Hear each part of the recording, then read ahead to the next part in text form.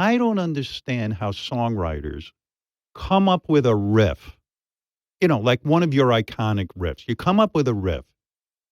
How do you know what to sing over? And does it all start with the riff? Yes, it definitely starts with the riff. For me as a vocalist, I try to insert where the guitar isn't at times, We'll do like Sandman, for instance. Then the verse is, you simplify the riff so the vocal has its place to jump around, Kirk came up with that riff. I know I've read like 3 a.m, Kirk, you're laying in bed and you heard that Correct. kind of riff. And I know Lars then said to you, why don't you do this and this and this to the riff? But play the original riff, Kirk, that you came up with before you even showed it to James. Literally, Howard, it was at 3:00 in the morning, and I played it like this.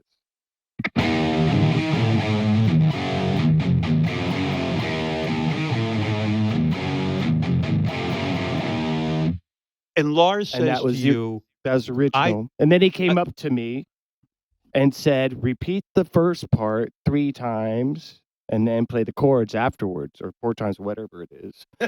So I said, okay.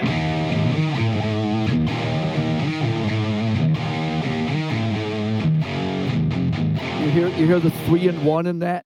So yes. We call the back. The back one is the tail. The front one is, whatever. Yeah. 3 repeats and then a tail. And then you have a workable riff.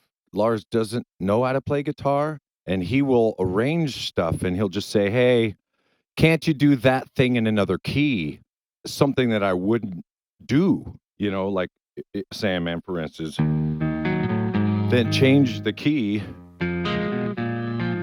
It's like, I wouldn't do that. I can't pick that. And then it'll be a challenge. It's like, okay, I can do that. So there's a lot of pushing of each other, same with like drum stuff too. Exactly, yeah. Like, James, hey, can't you do this thing there? And it's like, I would never have thought of that. And yes, I can try that.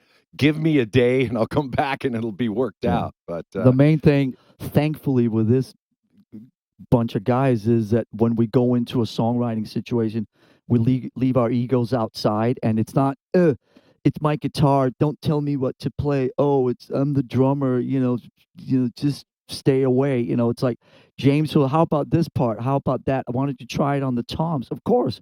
And I'll throw stuff back to James, go, why don't you try this, try a different key, why don't you down pick it, but instead of try to galloping it, or try to go chugs instead of double picking or whatever. And that there's that freedom because there's trust.